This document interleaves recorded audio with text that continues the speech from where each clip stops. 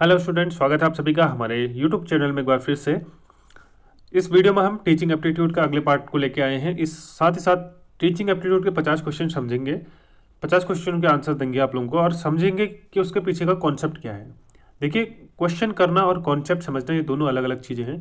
Question मैं आपको 50 करा दूंगा और उसके बाद हो सकता है आपके 50 में से 10 ही के कॉन्सेप्ट आप समझ पाओ, लेकिन अगर आप कॉन्सेप्ट पे जाएंगे तो उन 50 क्वेश्चनों के साथ साथ आप उससे मिलते जुलते या उस कॉन्सेप्ट के बेस पे जितने क्वेश्चन होंगे वो आगे आप कर पाओगे। तो इसलिए टीचिंग एप्टीट्यूड में कॉन्सेप्ट समझना बहुत ज़्यादा जरूरी है और ये ऐसा सेक्शन है जो आपको 40, 45, 50, 48 नंबर आराम से दिला सकता है। अगर आपके कॉन्सेप्ट जो है समझ गए, आप कॉन्सेप्ट किस कॉन्सेप्ट से काम हो रहा है उस चीज़ को समझ गए, तो इतने आपके नंबर आराम से आ सकते हैं।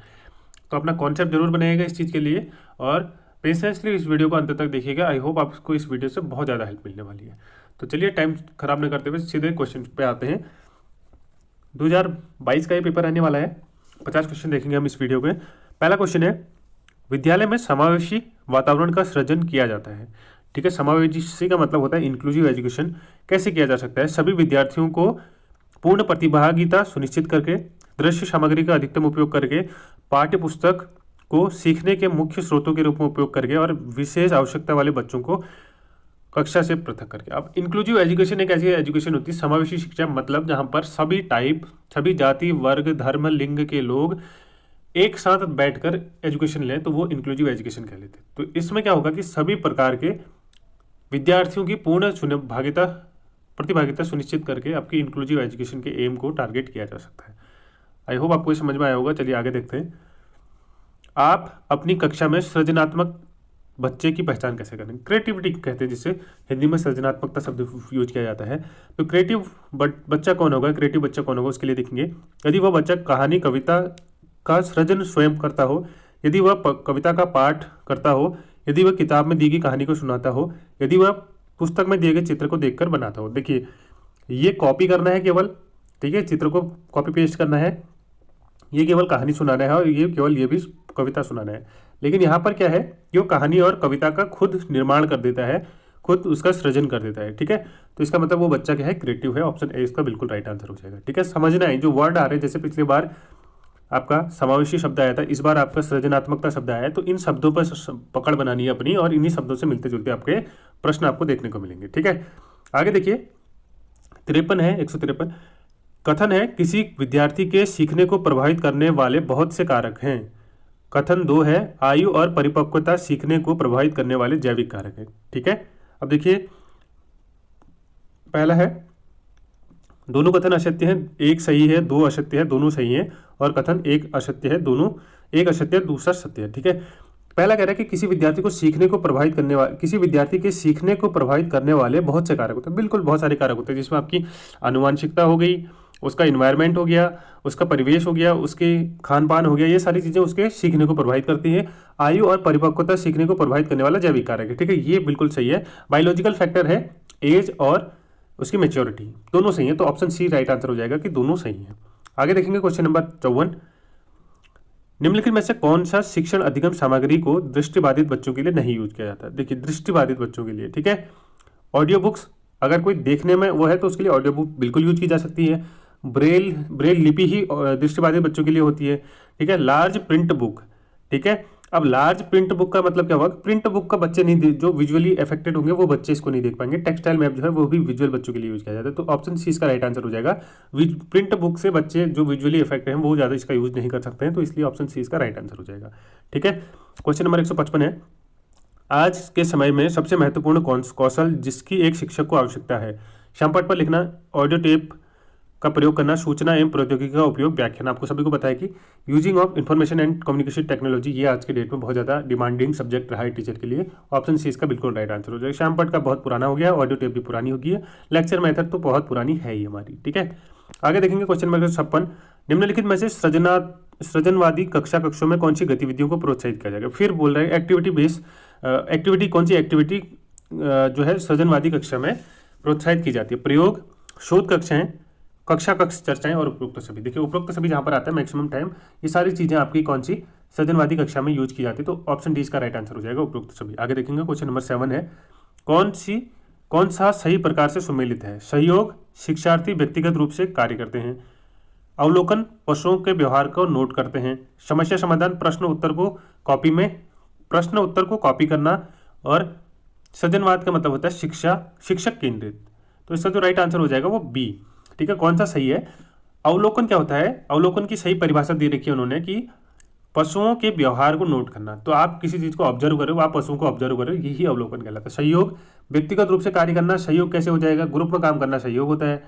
समस्या समाधान, कॉपी पेस्ट करना समस्या समाधान थोड़ी ना होता है, ये तो एक तरीके की नकल करना हो जाता है। और सृजनवाद मतलब शिक्षक केंद्रित नहीं होता है। सृजनवाद एक मल्टी ब्रॉड टर्मोलॉजी होती है, उसमें कोई भी बच्चा किसी भी तरीके से काम को कर सकता है, किसी चीज पर केंद्रित नहीं होता सृजनवाद। ठीक है, तो ऑप्शन बी इसका राइट आंसर हो जाएगा। पशुओं के व्यवहार को नोट करना अवलोकन कहलाता है। आगे देखेंगे क्वेश्चन नंबर 8 है, बच्चों के संज्ञानात्मक विकास के लिए आप विद्यालय में किस प्रकार की गतिविधि कराएंगे? फिर कॉग्निटिव डेवलपमेंट की बात कर रहा है ये। ऐसी गतिविधियों के लिए उन्हें ऐसी गतिविधियां देंगे जिनके उनका चिंतन कौशल विकसित हो सके। उन्हें प्रश्न उत्तर याद करने को देंगे। उन्हें अधिक से अधिक लिखने का अभ्यास करेंगे। व्याख्यान विधि द्वारा अवधारणा करेंगे। देखिए, व्याख्यान विधि पुरानी है, लेक्चर मेथड की, एक आदमी बोल रहा है और बाकी बच्चे सुन रहे हैं, तो इससे क्रिएटिविटी नहीं बढ़ती है। कॉपी पेस्ट करने से भी क्रिएटिविटी नहीं बढ़ती है। प्रश्न उत्तर याद करने से भी क्रिएटिविटी नहीं बढ़ती है। ऑप्शन ए इसका बिल्कुल राइट आंसर हो जाएगा। ऐसी गतिविधियां जिनसे उनका चिंतन कौशल विकास हो सके, वो उनकी क्रिएटिविटी संज्ञानात्मक विकास के लिए जरूरी हो जाती है। ऑप्शन ए इसका बिल्कुल राइट आंसर हो जाएगा। आगे देखेंगे क्वेश्चन नंबर 159, वर्तमान समय में शिक्षक की भूमिका है सुगमकर्ता की, समाज सेवी की, वक्ता की, उपरोक्त में से कोई नहीं। इसका जो राइट आंसर होगा फैसिलिटेटर। ऑप्शन ए सुगमकर्ता इसका बिल्कुल राइट आंसर हो जाएगा। आज की डेट में टीचर एक टीचर के तौर पर नहीं, सुगमकर्ता के तौर पर ज्यादातर देखा जाता है। सुगमकर्ता का मतलब कि ऐसा व्यक्ति जो आपके कार्यों को आसान बना दे या आपके कार्यों में आपके लक्ष्यों पर पहुंचाने में आपकी मदद करे। ठीक है, तो उसको सुगमकर्ता कहते हैं कि आपके रास्तों को सुगम करने में उसकी भूमिका रहे, कोई भी एम हो सकता है उसका। ठीक है, ऑप्शन ए इसका बिल्कुल राइट आंसर हो जाएगा। आगे देखेंगे क्वेश्चन नंबर 10 है, यदि आप कक्षा में कोई विशेष आवश्यकता आपकी कक्षा में कोई विशेष आवश्यकता वाला बच्चा हो।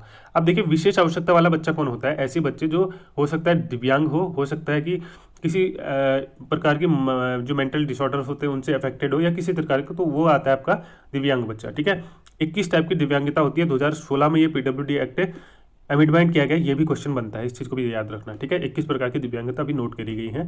तो क्वेश्चन नंबर 160 है, उसकी ओर ध्यान नहीं देंगे, उस पर अतिरिक्त ध्यान देंगे, बहुसंवेदी तकनीकों का प्रयोग करके शिक्षण करेंगे, और बी और सी दोनों। इसका जो राइट आंसर हो जाएगा ऑप्शन डी, यानी कि बी और सी दोनों ठीक है। ठीक है, उस पर अतिरिक्त ध्यान देने की भी जरूरत होती है जो ऐसे बच्चे होते हैं, और उनके लिए मल्टी सेंसर जो है लर्निंग अप्रोच होती है वो आपको यूज करनी होती है। ठीक है, मल्टी सेंसर मतलब जैसे कोई देख नहीं पाता तो उसमें एक ब्रेल लिपि में ऐसे सेंसर होते हैं जो उंगलियों के माध्यम से सेंस किए जाते हैं, तो इस तरीके का प्रयोग कर सकते हैं आप जो स्पेशल बच्चे होते हैं। ठीक है, आगे चलिए क्वेश्चन नंबर 161, एक अनुत्तीर्ण विद्यार्थी को उसी कक्षा में पूरी निष्ठा से अध्ययन करने के लिए कैसे प्रोत्साहित किया जा सकता है? एक बच्चा कोई किसी कक्षा में फेल हो गया तो आप दोबारा उसी कक्षा में रिपीटेशन के लिए कैसे उसे प्रोत्साहित करेंगे?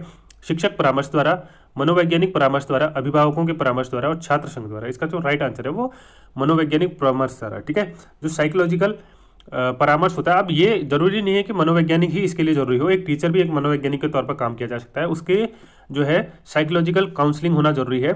जैसे उसका मनोवैज्ञानिक काउंसलिंग परामर्श पूरा हो जाएगा उसका, तो ये चीज़ें वो उस चीज़ को एक्सेप्ट कर लेगा और दोबारा उस क्लास में पढ़ने के लिए तैयार हो जाएगा। ठीक है, वरना इसके फेयर से क्या होता है कि बच्चे स्कूल जाना ही छोड़ देते हैं। आगे देखिए क्वेश्चन नंबर 162, एक शिक्षक होने के नाते आप विद्यार्थियों में अनुशासन का गुण कैसे विकसित करेंगे? उन्हें जिम्मेदारियां देकर, उन्हें आचरण के नियमों की जानकारी देकर, उन्हें विद्यालय से नकल कर, उनसे नियमों का पालन करवा कर। देखिए, आप अनुशासन कैसे करवाएंगे एक बच्चे से, तो सबसे बढ़िया तरीका है उन्हें जिम्मेदारी देगी। ऑप्शन ए इसका बिल्कुल राइट आंसर हो जाएगा। रिस्पॉन्सिबिलिटी आएंगी तो बच्चे खुद अनुशासित हो जाते हैं। ठीक है, आगे देखिए क्वेश्चन नंबर 163, विद्यार्थी सबसे अच्छा सीखते हैं सुनकर, पढ़कर, कर और देखकर। तो लर्निंग बाय डूइंग, करके सीखना एक सबसे बेस्ट मेथड होती है, तो ऑप्शन सी इसका राइट आंसर हो जाएगा। क्वेश्चन नंबर 14 है, यदि शिक्षक छात्रों में सृजनात्मक चिंतन को बढ़ाना चाहते हैं तो उसे ध्यान केंद्रित करना चाहिए। अपसारी चिंतन दोनों इनमें से कोई नहीं। तो इसका जो राइट आंसर हो जाएगा वो अपसारी चिंतन। ठीक है, किसके लिए बोल रहा है? सृजनात्मकता मतलब बच्चा क्रिएटिव है और क्रिएटिव थिंकिंग को डेवलप करने होते हैं। देखिए, अपसारी और अभिसारी में क्या होता है? पहला देखिए, अभिसारी चिंतन इस तरीके का होता है, मैं आपको डायग्राम से समझाता हूं। ठीक है, अलग अलग टॉपिक से कोई बात निकल के आ रही है और एक बिंदु पर आके अटक जा रही है।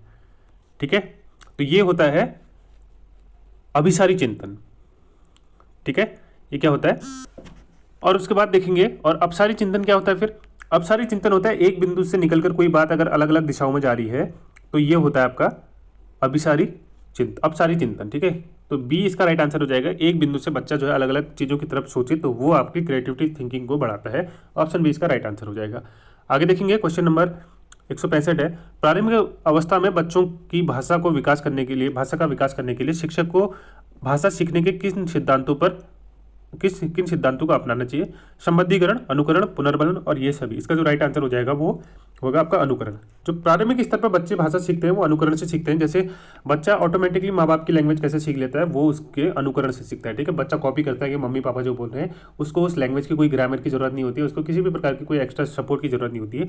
तो प्रारंभिक अवस्था में बच्चे जो होते हैं वो अनुकरण से लैंग्वेज सीख लेते हैं, ठीक है। ऑप्शन बी इसका बिल्कुल राइट आंसर है। आगे देखेंगे क्वेश्चन नंबर 166, शिक्षण सहायक सामग्री के मुख्य प्रकार होते हैं श्रव्य सामग्री, दृश्य सामग्री, दृश्य श्रव्य सामग्री और ये सभी। बिल्कुल ऑप्शन डी इसका राइट आंसर है। सभी प्रकार की आपकी सामग्रियां होती हैं। आगे देखिए क्वेश्चन नंबर 167, निम्नलिखित में से कौन से शिक्षण की विशेषता सही है? कौन सी है शिक्षण की विशेषता? शिक्षण एक जटिल सामाजिक प्रक्रिया है, शिक्षण एक व्यावसायिक गतिविधि है, शिक्षण एक अंतःक्रिया है और ऑप्शन डी उपरोक्त सभी। इसका जो राइट आंसर हो जाएगा उपरोक्त सभी। शिक्षण के बारे में सारे कथन ठीक है हमारे, ठीक है। आगे देखेंगे क्वेश्चन नंबर 168, शिक्षण की निम्नलिखित अवस्थाओं में से मूल्यांकन की कौन सी अवस्था है? पूर्व क्रियावस्था, अंतर क्रियावस्था, उत्तर क्रियावस्था और इनमें से कोई नहीं। देखिए इसका जो राइट आंसर हो जाएगा, आप मूल्यांकन कब करते हैं? ठीक है, मूल्यांकन कब करते हैं? पढ़ाने के बाद ही करते हैं, ठीक है। आप जो पढ़ाएंगे तभी तो उसके बाद उसका मूल्यांकन करेंगे कि बच्चों को कितना है। तो उत्तर क्रियावस्था यानी कि पोस्ट एक्टिव फेज होता है कि आपने पढ़ाया, उसके बाद की जो अवस्था हुई वो मूल्यांकन की होती है। ऑप्शन सी इसका राइट आंसर हो जाएगा। आगे देखिए क्वेश्चन नंबर 169, प्रभावी शिक्षण निर्भर करता है, किस पर निर्भर करता है? शिक्षक की शारीरिक संरचना पर, बिल्कुल शारीरिक संरचना से कोई फर्क नहीं पड़ता है। शिक्षक के पहनावे से भी कोई फर्क नहीं पड़ता। शिक्षक के ज्ञान और शिक्षक के व्यवहार, अब ये दोनों सही हैं, पर अगर आप ज़्यादा देखोगे तो जो शिक्षण है वो शिक्षक के व्यवहार पर निर्भर करता है। ज्ञान आप स्कूली लेवल पर ज्ञान उतना ज़्यादा जरूरी नहीं होता है, उतना ज़्यादा, क्योंकि व्यवहारिक चीज़ें ज़्यादा सिखानी होती है हमें बच्चे को।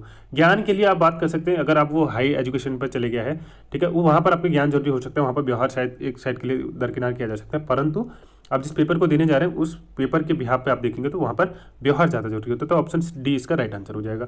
आगे देखेंगे क्वेश्चन नंबर 170, यदि एक छात्र किसी कक्षा में विलंब से आता है तो शिक्षक को क्या करना चाहिए? उसे बाहर निकाल देना चाहिए, उसे कठोर दंड देना चाहिए और प्रधानाध्यापक को सूचित करना चाहिए, कई दिनों तक उसे अनुपस्थित दिखाना चाहिए और उसके साथ सहानुभूति एवं समझदारी से व्यवहार करना चाहिए। और आपको पता है कि पॉजिटिव जो अप्रोच है वो बच्चे के लिए ऑप्शन डी में है, तो आपको ऑप्शन डी इसका राइट आंसर हो जाएगा।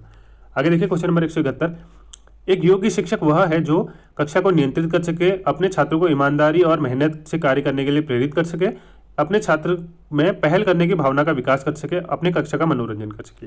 देखिए जो इसका आपको 2-3 ऑप्शन सही लग रहे होंगे, पर हमेशा आपको क्या चूज करना है? जो सबसे सटीक आंसर रहता है, जो सबसे ज़्यादा आप प्रेफर करते हैं, तो सबसे ज़्यादा प्रेफर है आपका ईमानदारी और मेहनत का कार्य करने की भावना को प्रेरित करना। ऑप्शन बी इसका राइट आंसर हो जाएगा।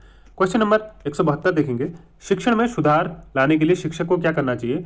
छात्रों की गलतियों पर कठोर कार्रवाई करनी चाहिए, विद्यालय की नीतियों के विरुद्ध कार्य करना चाहिए, अपनी गलतियों को सुधारना चाहिए, पूर्व शिक्षकों की आलोचना करनी चाहिए। आप देखिए जो सबसे मेन अप्रोच आपको ऑप्शन दिख रहा होगा वो ऑप्शन सी है, अपनी गलतियों को सुधारना चाहिए, ये इसका राइट आंसर हो जाएगा। आगे देखेंगे क्वेश्चन नंबर 173, एक शिक्षक को सभी छात्रों के साथ कैसा व्यवहार करना चाहिए? मित्रतापूर्वक, समान व्यवहार, व्यक्तिगत व्यवहार, निस्वार्थ व्यवहार। देखिए इसका जो राइट आंसर हो जाएगा वो समान व्यवहार। एक टीचर के लिए सभी बच्चे क्या होते हैं? एक जैसे होते हैं, तो बिहेवियर जो है वो इक्वली होना चाहिए सभी बच्चों के लिए, ठीक है। क्वेश्चन नंबर 174 देखेंगे, शिक्षण किस स्तर पर किया जाता है? स्मृति स्तर पर, बोध स्तर पर, चिंतन स्तर पर, उपरोक्त सभी। तो जो इसका राइट आंसर है उपरोक्त सभी। जो शिक्षण है वो सभी इन सबका कोलैब होता है, तो उपरोक्त सभी होता है आपका ऑप्शन डी। आगे देखेंगे, पाठ्यशैगामी क्रियाकलाप की सफलता या असफलता अधिकांश किस पर निर्भर करती है? ठीक है, शिक्षक के दृष्टिकोण व उत्साह पर, अभिभावकों पर, छात्रों पर और समुदाय पर। इसका जो राइट आंसर हो जाएगा वो ऑप्शन ए हो जाएगा। शिक्षक का दृष्टिकोण कैसा है पाठ्यशैगामी क्रियाकलापों के लिए, ठीक है। तो शिक्षक का दृष्टिकोण अगर अच्छा होगा, शिक्षक उसको आगे लेके जाना होगा, तो उसका रिजल्ट जो है अच्छा ही रहता है। आगे देखेंगे क्वेश्चन नंबर 176, निम्नलिखित में से कौन सी सीखने की विशेषता नहीं है? सीखना एक प्रक्रिया है, उत्पाद नहीं। सीखना उद्देश्यपूर्ण और लक्ष्य उन्मुखी होता है, नहीं होता है। शब्दों में व्याख्या करने के लिए सीखना का बहुत विस्तृत क्षेत्र है और इनमें से कोई नहीं। देखिए जो इसका राइट आंसर हो जाएगा ऑप्शन बी होगा। सभी सीखना उद्देश्यपूर्ण और लक्ष्य उन्मुखी नहीं होता है, सभी प्रकार का सीखना, ठीक है। तो कौन सा विशेषता नहीं है, तो ये आपकी विशेषता नहीं है। ऑप्शन बी इसका राइट आंसर हो जाएगा, नहीं है पूछा है। ठीक है, आगे देखेंगे क्वेश्चन नंबर 177। विद्यालय एक सामाजिक संस्था है जो या जिसके समाज को उच्च स्तर तक उठाने का योगदान देता है। बिल्कुल सही बात है। ठीक है, लोगों को संरक्षित और प्रसारित करता है, ये भी सही है। कुछ जैविक प्रबंध है, ये गलत हो जाएगा।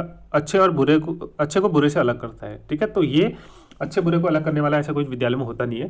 तो 177 का जो आपका राइट आंसर हो जाएगा ऑप्शन ए, जो सबसे ज़्यादा, देखिए आंसर आपको 2 ऑप्शन दिख सकते हैं, 2 से ज़्यादा भी दिख सकते हैं, पर आपको हमेशा वो चूज करना है जो सबसे ज़्यादा सटीक बैठता हो। तो यहाँ पर देखेंगे समाज को उच्च स्तर तक पहुँचाने में विद्यालय का योगदान रहता है, आपको भी बताया, और ये स्टेटमेंट सबसे मजबूत स्टेटमेंट है। ऑप्शन ए इसका बिल्कुल राइट आंसर हो जाएगा। आगे देखेंगे क्वेश्चन नंबर 178। एक शिक्षक के सामने महत्वपूर्ण चुनौती होती है, क्या होती है? कक्षा में अनुशासन बनाए रखना, छात्रों से गृह कार्य करवाना, प्रश्न पत्र तैयार करना, शिक्षण अधिगम प्रक्रिया को रुचिपूर्ण बनाना। एक शिक्षक के लिए सबसे ज़्यादा महत्वपूर्ण चुनौती क्या होती है? वो होती है शिक्षण अधिगम प्रक्रिया को रुचिपूर्ण बनाना। और ये सबसे ज़्यादा जरूरी भी होता है, क्योंकि अगर ये आपकी जो प्रक्रिया है, टीचिंग लर्निंग प्रोसेस है, वो अगर जॉयफुल रहेगी तो उससे क्या होगा? बच्चा अट्रैक्ट होगा और आपकी क्लासरूम जो है प्रोसेस वो है अच्छी से आगे बढ़ेगी। Question number 179।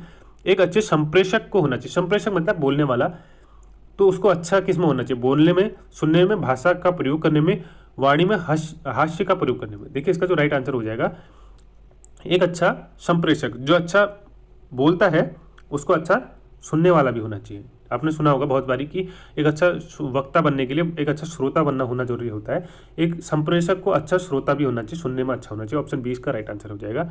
आगे देखेंगे क्वेश्चन नंबर 180। शिक्षक से संबंधित वे कारक जो सीखने वाले की अकादमिक उपलब्धि को प्रभावित करते हैं: छात्रों की स्वीकृति, शिक्षार्थियों की देखभाल, निर्देशात्मक तकनीकी का प्रभावी प्रयोग, और ऑप्शन डी है उपरोक्त सभी। इसका जो राइट आंसर हो जाएगा उपरोक्त सभी। अकादमिक उपलब्धि को प्रभावित करने वाला उपरोक्त सभी मानक होते हैं। ठीक है, ऑप्शन डी इसका राइट आंसर हो जाएगा। आगे देखेंगे क्वेश्चन नंबर 181। शिक्षार्थी के सीखने को प्रभावित करने वाले व्यक्ति कार्य, व्यक्ति मतलब इंडिविजुअल जो है या पर्सनल जो है फैक्टर है वो क्या है? शिक्षक का शिक्षण का तरीका, शिक्षक द्वारा टीएलएम का प्रयोग, आत्म प्रत्यय, रुचि एवं अभिक्षमता, शिक्षकों का संप्रेषण कौशल। इसका जो राइट आंसर हो जाएगा वो हो जाएगा आत्म प्रत्यय, रुचि और अभिक्षमता। बिल्कुल राइट आंसर हो जाएगा, यही व्यक्ति कारक होते हैं। ठीक है, ऑप्शन सी इसका राइट आंसर है। आगे देखेंगे क्वेश्चन नंबर 182।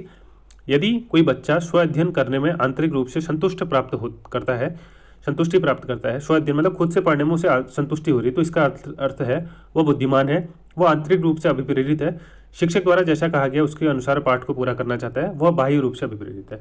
अब देखिए इसका मतलब है कि वह इंटरनली मोटिवेटेड है। आप इंटरनली जब किसी चीज़ के लिए मोटिवेटेड रहते हैं तो आपको उस काम को करने में मजा आता है, आपको संतुष्टि मिलती है। तो ऑप्शन 20 का बिल्कुल राइट आंसर हो जाएगा। आगे देखेंगे क्वेश्चन नंबर 183। गत्यात्मकता शिक्षार्थियों के लिए निम्नलिखित में से कौन सा सबसे अच्छा तरीका है? पाठ का एक व्यापक सारांश एवं पाठ्यक्रम शामपट पर प्रदर्शित करना, उसे ऑडियो टेप की सहायता से पढ़ाना, उसे गतिविधियां कराने के लिए देना, और शिक्षण हेतु दृश्य श्रव्य सामग्री का प्रयोग करना। इसका जो राइट आंसर हो जाएगा वो होगा आपका ऑप्शन सी, उसे गतिविधि करना। देखिए गतिविधियां ऐसी चीज होती है ना जिससे बच्चा बहुत ज़्यादा सीखता है। तो लर्निंग बाय डूइंग एक्टिविटीज़ के थ्रू या किसी और चीज़ के थ्रू, ये सबसे ज़्यादा अच्छा तरीका माना जाता है गत्यात्मक शारीरिक शिक्षार्थियों के लिए। गत्यात्मक मतलब उसका जो मोटर डेवलपमेंट होता है, जैसे उसका शारीरिक ग्रोथ होती है, तो उसके लिए एक्टिविटी करना ही सबसे बड़ी सबसे अच्छा तरीका होता है। आगे देखेंगे क्वेश्चन नंबर 184। विद्यार्थियों में शारीरिक गतिविधियों को कराने का उद्देश्य होना चाहिए। अब देखिए विद्यालय में शारीरिक गतिविधियां का उद्देश्य क्यों होना चाहिए? विद्यार्थियों के शारीरिक फिटनेस के लिए, बिल्कुल ये एक रीजन हो सकता है। विद्यार्थियों में टीम भावना विकास, हाँ बिल्कुल, आप जब ग्रुप में टीम गेम खेलते हो जैसे फुटबॉल, क्रिकेट, कबड्डी, और ये सब चीज़ों से क्या होता है कि टीम भावना का विकास होता है। विद्यार्थियों में स्व अनुशासन का विकास करने के लिए स्व अनुशासन भी बहुत जरूरी है। तो ये सब चीज़ें आपका उपरोक्त सभी, ऑप्शन डी आपको सही दिख रहा होगा, ऑप्शन डी बिल्कुल राइट आंसर हो जाएगा। आगे देखेंगे क्वेश्चन नंबर 185। निम्नलिखित में से कौन सा प्रश्न विद्यार्थियों की समझ को अच्छी तरीके से मूल्यांकित करता है? ठीक है, कौन सा प्रश्न विद्यार्थियों की समझ को अच्छे तरीके से मूल्यांकित करता है? भारत को स्वतंत्रता ... को प्राप्त होगी। अब 1947 होगा। यहाँ पर ये कोई मूल्यांकन अच्छी तरीके से बच्चे की समझ को डेवलप नहीं कर रहा है, ये एक रोड पद्धति को दिखाता है कि बच्चे को एक रटा हुआ प्रश्न है। राष्ट्रपिता किसे कहते हैं? भारत में राष्ट्रीय पशु का नाम बताइए। संतुलित आहार किसे कहते हैं? उदाहरण दीजिए। अब देखिए इसमें जो सबसे बेस्ट क्वेश्चन है वो आपका है ऑप्शन डी, कि संतुलित आहार किसे कहते हैं उसको बताना है और उसका उदाहरण भी देना है। तो ये एक अच्छा मूल्यांकन का तरीके के क्वेश्चन हो सकता है। बाकी ये सारे क्वेश्चन क्या हैं, ये एक नॉलेज बेस्ड पर है, कि एक 1947 जैसे उसको याद हो गया, तो वो एक फैक्ट ही है, उसके अलावा कुछ नहीं है। यहाँ पर आप देख सकते हैं कि वो पहले संतुलित आहार की अपने हिसाब से परिभाषा देगा, उसके बाद उसका एग्जाम्पल भी देगा। आगे देखेंगे क्वेश्चन नंबर 186, निम्नलिखित में से कौन सी गतिविधि विद्यार्थियों में भावनात्मक कौशल को विकसित करने में सहायक होती है। भावनात्मक मतलब इमोशनल स्किल, ठीक है। अब कौन सी चीज़ जो इमोशन से जुड़ी है वो देखना। नृत्य एवं नाटक, गृह कार्य करना, कविता पढ़ना, इंडोर गेम खेलना। अब देखिए इनमें अगर इमोशनल चीज़ों की बात करें तो नृत्य और नाटक जो होते हैं, वो डांस और ड्रामा जो होते हैं, वो इमोशनल स्किल से डेवलप कनेक्टेड रहते हैं। तो ऑप्शन ए इसका बिल्कुल राइट आंसर हो जाएगा। आगे देखेंगे क्वेश्चन नंबर 187, विद्यालय आधारित आकलन की मुख्य विशेषता है, ठीक है। विद्यालय में जो आकलन होती है उसकी मुख्य विशेषता क्या होती है। व्याख्यान आधारित शिक्षा शास्त्र, शिक्षक केंद्रित शिक्षा शास्त्र, बालक एवं गतिविधि आधारित शिक्षा शास्त्र, पाठ्यपुस्तक आधारित शिक्षा शास्त्र। इसका जो राइट आंसर हो जाएगा वो होगा आपका बालक एवं गतिविधि आधारित शिक्षा शास्त्र, ठीक है। जो विद्यालय में आकलन होता है वो बच्चे को सेंट्रलाइज करके माना जाता है, बच्चा ही भगवान है, इस तरीके से आप एक अपनी थ्योरी डेवलप कर सकते हो, जिसके आधारित बच्चे को सब चीज़ें फैसिलिटीज हो गया या सारी चीज़ें प्रोवाइड होनी चाहिए। ऑप्शन सी इसका बिल्कुल राइट आंसर हो जाएगा। आगे देखेंगे क्वेश्चन नंबर 188, बच्चों को सीखने के प्रभावित करने के कारक हैं शिक्षण विधि, रुचि, तनाव और थकान। अब देखेंगे कि ये जो फैक्टर्स हैं इसमें सारे जो है बच्चे के सीखने को प्रभावित करते हैं। शिक्षण विधि भी प्रभावित करती है। अब ये नहीं बोला कि सकारात्मक नकारात्मक, ये भी सकारात्मक तरीके से प्रभावित करती है। तनाव होगा तो बच्चा सीखेगा नहीं, ये नकारात्मक रूप से प्रभावित करती है, और थकान भी नकारात्मक रूप से प्रभावित करती है। तो ऑप्शन बी इसका राइट आंसर हो जाएगा कि सारे प्रभावित करते हैं, सकारात्मक और नकारात्मक दोनों प्रकार से। आगे देखेंगे 189 है, सृजनात्मकता बच्चों की विशेषता है मौलिक विचारों के प्रदर्शन की, कविता या कहानी का सृजन, ए व बी दोनों, उपरोक्त में से कोई नहीं। इसका जो राइट आंसर हो जाएगा ए और बी दोनों। क्रिएटिविटी में क्या आता है, मौलिक विचारों का प्रदर्शन और कविता कहानी की सृजन करना दोनों आता है। ऑप्शन सी इसका बिल्कुल राइट आंसर हो जाएगा, ए और बी दोनों। क्वेश्चन नंबर 190, निम्नलिखित यदि एक शिक्षक के रूप में आप कक्षा में पढ़ाते हुए विद्यार्थियों के व्यवहार का अध्ययन करना चाहते हैं तो निम्नलिखित में से कौन सी विधि सबसे अधिक उपयुक्त होगी। आप व्यवहार का अध्ययन करना है आपको, साक्षात्कार, समाज मिति, अवलोकन और केस स्टडी। इसका जो राइट आंसर हो जाएगा वो अवलोकन।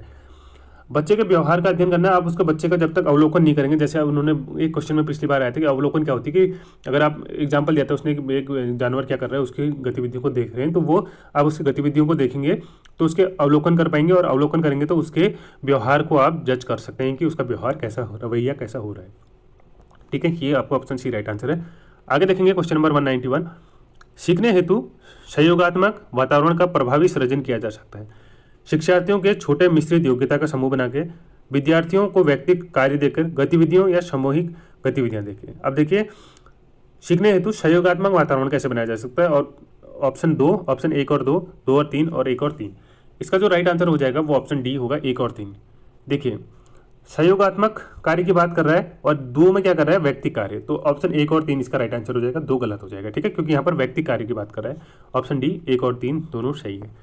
आगे देखेंगे क्वेश्चन नंबर 192, एक सकारात्मक कक्षा का वातावरण अकादमिक उपलब्धि को बढ़ाता है और विद्यार्थी में उचित कक्ष के व्यवहार को बढ़ावा देने में सहायता करता है। ये कथन है आपका।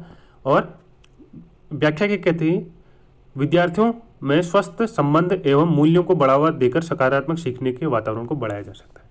अब ऐसे में क्या सही है वो बताना है आपको, ठीक है। कथन और व्याख्या दोनों सही है, कथन और व्याख्या दोनों गलत है, एक सही है दूसरा गलत है, दूसरा सही है पहला गलत है। इस तरीके के जो 4 ऑप्शन है, इसका जो राइट आंसर हो जाएगा दोनों सही है, ठीक है। कथन और व्याख्या दोनों सही है, ठीक है। दोनों पॉजिटिव बात कर रहे हैं बच्चे को लेकर, विद्यार्थियों को लेकर, तो दोनों ही सही हो जाएंगे, ठीक है।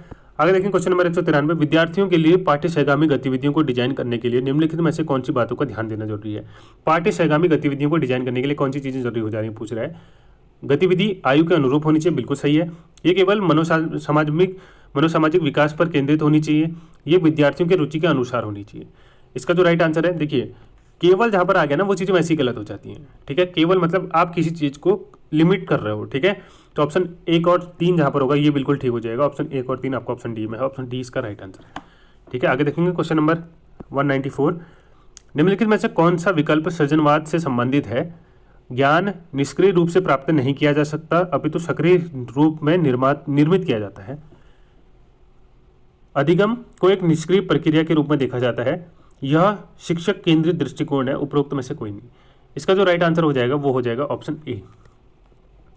ज्ञान निष्क्रिय रूप से प्राप्त किया जा सकता है अपितु सक्रिय रूप से निर्मित किया जा सकता है। निष्क्रिय रूप से प्राप्त नहीं किया जा सकता। अगर आप इनएक्टिव पैसिव वे में तैयार कर रहे हो ज्ञान को तो आप नहीं एक्सेप्ट कर सकते उस चीज़ को, जबकि आप सक्रिय रूप में हो तो आप उसको निर्माण कर सकते हो ज्ञान का। तो ये इसका राइट आंसर है ऑप्शन ए। आगे देखेंगे अभिप्रेरणा क्या है, मोटिवेशन क्या है, ठीक है, इसको इंग्लिश में मोटिवेशन कहते हैं। तो मोटिवेशन क्या है आप लोग खुद ही बता सकते हैं कि आपके अंदर मोटिवेशन कैसे आता है और उसकी परिभाषा क्या है करके, ठीक है। एक आवश्यकता अथवा इच्छा जो व्यवहार को शक्ति दे और उसे निर्देशित करे। बिल्कुल सही, आपकी सही परिभाषा दे रखी है। मोटिवेशन क्या होता है, एक आवश्यकता होती है या इच्छा, ठीक है। मोटिवेशन क्या होती है, या तो आवश्यकता होती है कि आपको किसी सिचुएशन में मोटिवेशन की आवश्यकता होती है, ठीक है, आपको एक गड्ढा कूदना है तो आपको मोटिवेशन की जरूरत होती है, ठीक है। अथवा इच्छा या आपके मन का भाव जो आपके व्यवहार को शक्ति दी, कि आपका जो एक्टिविटीज जो कर रही है उसको इनहेंस करे जो, और उससे क्या हो गया निर्देशित कर दिया और दिशा निर्देशित कर दिया आपको कार्य करने के लिए। अभिप्रेरणा मोटिवेशन कहलाती है। बिल्कुल सही आंसर है, ठीक है। परिभाषा भी देखनी है आपको, वर्ड आप देखिए मोटिवेशन आपने बहुत बार सुना होगा, अभिप्रेरणा नहीं सुनी होगी, तो समझना है, कई बार उसको इंग्लिश हिंदी दोनों देखनी होती है, ठीक है। आगे देखेंगे क्वेश्चन नंबर 196, मानसिक क्रियाएं जो कि ज्ञान एवं अनुभव प्राप्त करने वाली प्रक्रिया से संबंधित है वो क्या कहलाती है। जैसे चिंतन, प्रत्यक्ष अवधान, समस्या समाधान का संबंध किससे है, संज्ञानात्मक प्रक्रियाओं से, सामाजिक प्रक्रियाओं से, जैविक प्रक्रियाओं से और संवेगात्मक प्रक्रियाओं से। इसका जो राइट आंसर हो जाएगा वो होगा आपका संज्ञानात्मक प्रक्रियाओं से, ठीक है। कॉग्निटिव चीज़ें होती हैं आपके दिमाग में, जैसे चिंतन हो गया, ठीक है, प्रत्यक्ष अवधान, समस्या समाधान, ये सारी चीज़ें क्या है कॉग्निटिव डेवलपमेंट या कॉग्निटिव प्रोसेस से रिलेटेड रहती हैं, ठीक है। ऑप्शन ए इसका बिल्कुल राइट आंसर है। आगे देखेंगे क्वेश्चन नंबर 197, यदि कोई शिक्षक स्वयं को महत्व देता है तो वो इसका मतलब आत्म प्रत्यय, आत्म सम्मान है, आत्म छवि है, आत्म पहचान है। इसका जो राइट आंसर हो जाएगा वो आत्म सम्मान, आत्म सम्मान के लिए खुद को क्या है महत्व दिया जाता है। ऑप्शन बी इसका राइट आंसर है। क्वेश्चन नंबर 198, यदि किसी विद्यार्थी में किसी कार्य को अच्छे से करने की विशिष्ट क्षमता होती है तो इसका तात्पर्य है कि उसके पास अभिवृत्ति है, जागरूकता है, अभिक्षमता है और रुचि है। देखिए किसी विद्यार्थी द्वारा किसी कार्य को अच्छे से करने की विशिष्ट क्षमता है, ठीक है, उस कार्य को वो अच्छे से भी कर पा रहा है और उसके बाद विशिष्ट क्षमता भी है, तो इसको कहा जाता है एप्टीट्यूड। एप्टीट्यूड मतलब अभिक्षमता, ठीक है, एप्टीट्यूड। ऑप्शन सी इसका राइट आंसर हो जाएगा अभिक्षमता। आगे देखेंगे question number 199, second last question है, एक कक्षा शिक्षण के दौरान किन बिंदुओं पर ध्यान दिए जाने की जरूरत है। ठीक है, आप क्लासरूम में पढ़ा रहे हो तो किन किन चीज़ों पर ध्यान देने की जरूरत है। प्रत्येक बच्चे की प्रतिभागिता सुनिश्चित करना, व्यक्तिगत भिन्नता को समझाना, केवल प्रतिभावान विद्यार्थियों के अनुरूप पाठ्य योजना बनाना, विद्यार्थियों की सीखने की गति को अनुसार पढ़ाना। तो इसका जो राइट आंसर हो जाएगा आपको दिया है 1 2 3, 1 2 3 4, 1 3 4 और 1 2 3। इसका जो राइट आंसर हो जाएगा ऑप्शन 1 2 4 हो जाएगा। ठीक है, जहाँ पर केवल आ गया वो शब्द वैसे ही लिमिट करता है, मैंने बता दिया आपको, तो केवल वाले वैसे ही गलत माने जाते हैं। ऑप्शन डी इसका राइट आंसर हो जाएगा। ठीक है, आगे देखिए अंतिम क्वेश्चन है इस वीडियो का, निम्नलिखित में से कौन सा नैतिक विकास के घटक हैं, कौन से नैतिक विकास के घटक हैं। सही और गलत के मध्य अंतर करना, स्वयं को दूसरे व्यक्ति के स्थान पर रखना, जब दूसरे लोग परेशानी में होते हैं तो उनकी मदद करना, उपरोक्त सभी। देखिए नैतिक विकास का जो घटक होता है, ठीक है, आप बच्चों को मोरल डेवलपमेंट के बारे में बता रहे हैं, नैतिक विकास के बारे में बता रहे हैं, तो ये सभी घटक सही गलत का अंतर करना ये भी सही है, दूसरे को अपने को दूसरे के स्थान पर रख के सिचुएशन को सोचना समझना ये भी नैतिक घटक है, और जब दूसरे में लोग परेशानी में होते हैं तो उनकी मदद करना ये भी एक नैतिक विकास का घटक माना जाता है। तो उपरोक्त सभी ऑप्शन डी इसका राइट आंसर हो जाएगा, ऑप्शन डी। तो ये थे DLED 2022 के 50 क्वेश्चन। आई होप आपको ये वीडियो पसंद आई होगी। अपना फीडबैक देना ना भूलें कि आपको इस क्लास से कितनी हेल्प मिल रही होगी, और आपके कॉन्सेप्ट समझ में आए या ना आए कमेंट बॉक्स में जरूर बता सकते हैं। वीडियो पसंद आई तो वीडियो को लाइक जरूर करिएगा, कमेंट करिएगा और चैनल को सब्सक्राइब करिएगा ऐसी इन्फॉर्मेटिव वीडियोज़ पाने के लिए। थैंक्स फॉर वॉचिंग, मिलते हैं नेक्स्ट वीडियो में, तब तक के लिए बाय।